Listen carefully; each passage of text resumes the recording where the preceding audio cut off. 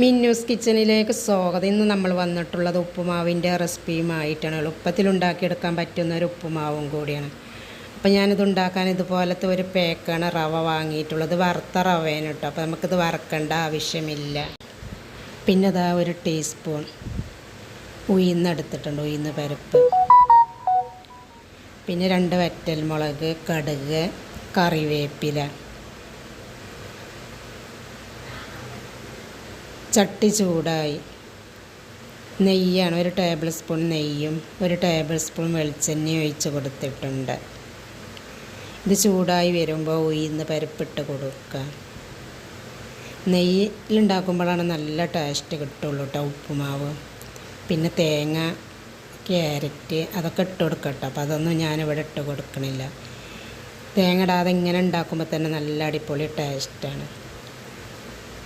ഉഴുന്നതാ ചുവന്ന് വന്നിട്ടുണ്ട്. ഇതിലേക്ക് കടുക്, ഉണക്കമുളക് ഇവയെല്ലാം ഇട്ട് കൊടുക്കുക. കറിവേപ്പില ഇട്ടിട്ടുണ്ട്. വെള്ളം ഒഴിച്ചിട്ടുണ്ട് കേട്ടോ. 1.5 കപ്പ് വെള്ളം ഒഴിച്ചിട്ടുണ്ട്. 1 കപ്പ് റവ നമ്മൾ എടുത്തിട്ടുള്ളത്. ഇത് തിളച്ച് വരുമ്പോൾ ഇതിലേക്ക് ഒരല്പം മഞ്ഞൾപ്പൊടി ഇട്ട് കൊടുക്കും. ആവശ്യത്തിനുള്ള ഉപ്പ് ഇട്ടിട്ടുണ്ട്.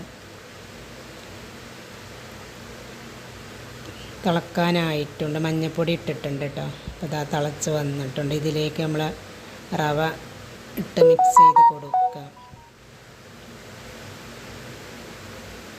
അപ്പോൾ ഇതാ റവ ഇതിലേക്ക് ഒഴിച്ചിട്ടുണ്ട് കേട്ടോ. മിക്സ് ചെയ്ത് കൊടുക്കുക. തീ സിമ്മിലാക്കി കൊടുക്കണം. സിമ്മിലാക്കി അടച്ചൊന്ന് വേവിച്ചെടുക്കുക. ഒരു 2 മിനിറ്റ് അടച്ച് കൊടുക്കുക. തീ സിമ്മിലാണ്, പെട്ടെന്ന് കരിഞ്ഞ് പോകും. ഈ വെള്ളമൊക്കെ വറ്റി കിട്ടും. അപ്പോൾ ഇത് നമ്മളൊന്ന് അടച്ച് കൊടുത്തിട്ടുണ്ട്.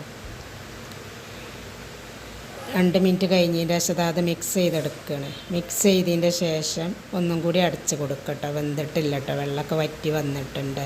തീ സിമ്മിലാണ് കേട്ടോ, പെട്ടെന്ന് റെഡിയായി വരും.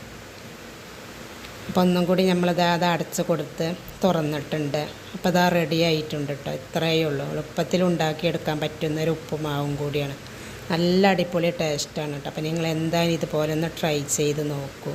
വീഡിയോ ഇഷ്ടപ്പെടുകയാണെങ്കിൽ ലൈക്ക് ചെയ്യുക, ഷെയർ ചെയ്യുക, കമൻറ്റ് ചെയ്യുക. ഇൻഷാ അല്ലാഹ് മറ്റൊരു പുതിയ വീഡിയോയുമായി വീണ്ടും കാണാം.